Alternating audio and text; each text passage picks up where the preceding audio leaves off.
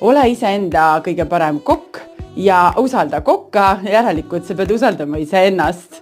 Julian, ütlengi, mina tahan näha Julia sinu telgitaguselt, sest siis sa võtaks minul ka neid päris palju hirme ära, mis ajab omamoodi naerma.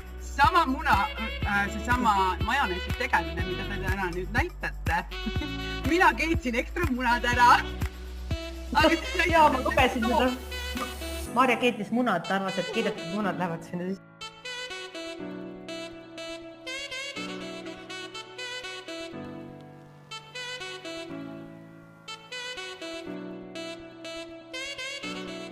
Esimene siuke 3x30 minutit sessioon läheb auhinnaks. Tara ja Maarja Holter, palju õnne!